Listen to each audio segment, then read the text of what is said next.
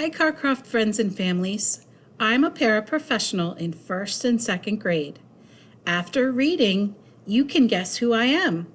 Today we will read pages 170 to 187. We were clinging to our mother, my sister and I, when the humans killed her. They shot my father next. Then they chopped off their hands, their feet, their heads. There is a cluttered, musty store near my cage. They sell an ashtray there. It is made from the hand of a gorilla. When morning comes and the parking lot glimmers with dew, I see the billboard on the highway.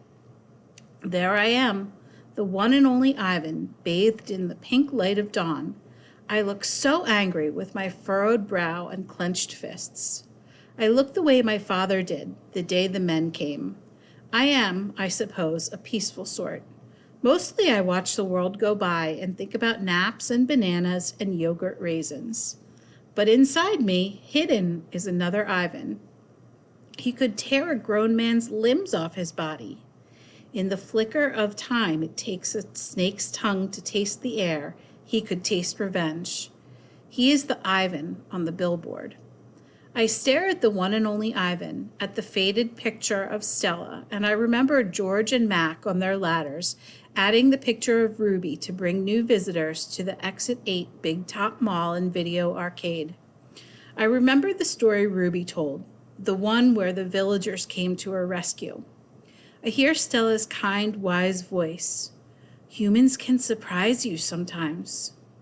I look at my fingers, coated in red paint, the color of blood, and I know how to keep my promise. During the days I wait. During the nights I paint. I worry when Mac takes Ruby into the ring. He carries the claw stick with him all the time now. He doesn't use it. He doesn't have to. Ruby isn't fighting back anymore. She does whatever Mac asks. I close my eyes. I dip my fingers into the paint. When I'm done with one piece of paper, I set it aside to dry. It's so small, just one sheet, and I'm going to need so many. I move on to the next, and the next, and the next. It's a giant puzzle, and I'm making the pieces one by one. By morning, my floor is covered with paintings. I hide the paintings under my pool of dirty water before Mac can see them. I don't want them to end up in the gift store selling for $20 a piece, $25 with frame. These paintings are for Ruby, every one of them. Ivan, Ruby asks one morning when I am trying to nap, why are you always so sleepy during the day? I've been working on a project at night, I tell her. What's a project? It's a thing. A painting. It's a painting for you, actually, I answer. Ruby looks pleased. Can I see it? Not yet. Ruby pokes with annoyance at her roped foot. She takes a breath. Ivan, do I have to do the shows with Mac today? I'm afraid so. I'm sorry, Ruby. Ruby dips her trunk in her water bucket. That's okay, she says. I already knew the answer. It's night again, and everyone's asleep. I look at the picture I've just made, one of dozens. It's smudged and torn, a muddy blur. I place it beside the others lining my floor. The colors are wrong. The shapes are off. It looks like nothing. It's not what I'm trying to create. It's not what it's meant to be. It's not right, and I don't know why. Across the parking lot, the billboard beckons, as it always does. Come to the Exit 8 Big Top Mall and Video Arcade, home of the one and only Ivan, mighty Silverback. If I could use human words to say what I need to say, this would all be so easy. Instead, I have my pots of paint and my ragged pages. I sigh. My fingertips glow like jungle flowers. I try again.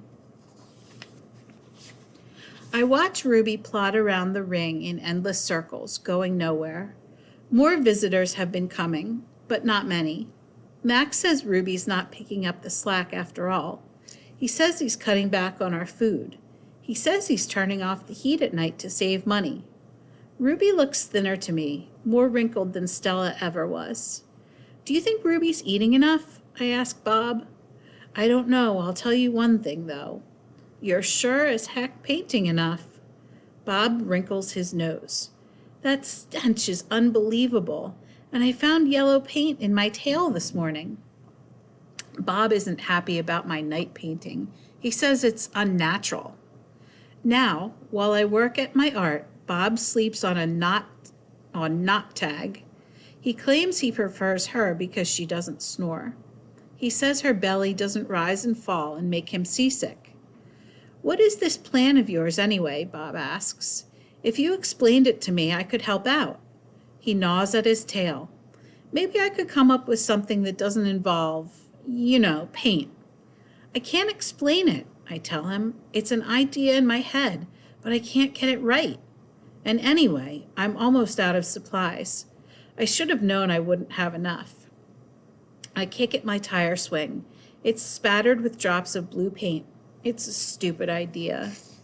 I doubt that, Bob says. Smelly? Yes. Stupid? Never. Most of the day I doze. Late in the afternoon, Mac approaches. Bob slips under knot tag. He prefers to keep a low profile around Mac. Mac's gaze falls on my pool. A corner of one of my paintings is visible. What's that, big guy? He asks. I calmly eat an orange, ignoring him, but my heart is racing. Mac kicks at my plastic pool. Underneath it are all the paintings. Mac yanks on a piece of paper. It slips out easily, and he doesn't seem to notice the other paintings. The page is striped with green, which is what happens when blue paint and yellow paint get together. It's supposed to be a patch of grass. Not bad. Where do you get the paint anyway? George's kid? He considers. I'll bet I can get 30 for this picture, maybe even 40. Mac turns on my TV. It's a Western. There's a human with a big hat and a small gun. He has a shiny star pinned to his chest. That means he is the sheriff, and he will be getting rid of all the bad guys. If this sells quick, I'm getting you some more of that paint, buddy, Mac says. He walks away with my painting, Ruby's painting. For a moment, I imagine what it would feel like to be the sheriff. Good news, huh? Bob says when Mac's out of earshot. Looks like you might be getting some more supplies. I don't want to paint for Mac, I say. I'm painting for Ruby. You can do both, Bob says. You're an artist, after all. While I watch the movie, I try to come up with a new hiding place for my paintings. Maybe, I think, I could fold them once they're dry and stuff them into knot tag. It's a long movie. At the end, the sheriff marries the woman who owns the saloon, which is a watering hole for humans but not horses. It's been a long time since I've seen a Western that was also a romance. I liked that movie, I say to Bob. Too many horses, not enough dogs, he comments. An ad comes on. I don't understand ads. They're not like Westerns, where you know who the bad guy's supposed to be. And they're hardly ever romantic, unless the man and the woman are brushing their teeth before they face lick. I watch an ad for underarm deodorant. How do you know who's who if they don't smell? I ask Bob. Humans reek, Bob replies. They just don't notice because they have incompetent noses. Another ad comes on.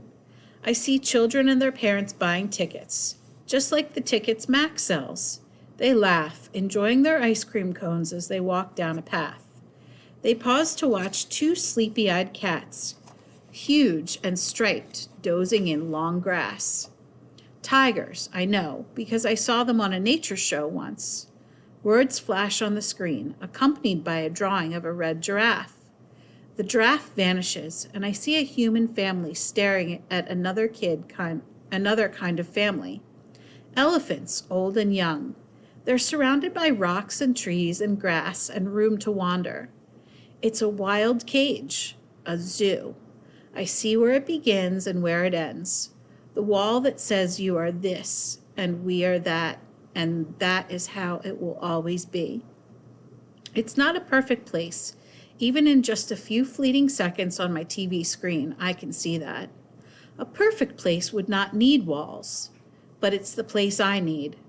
I gaze at the elephants, and then I look over at Ruby, small and alone.